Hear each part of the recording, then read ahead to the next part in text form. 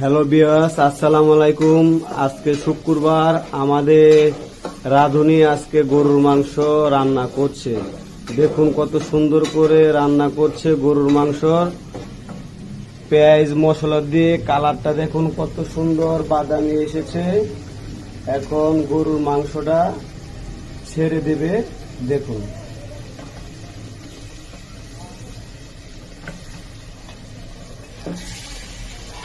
সুন্দর করে দিয়ে ভালো করে লাড়িয়ে দিবেন।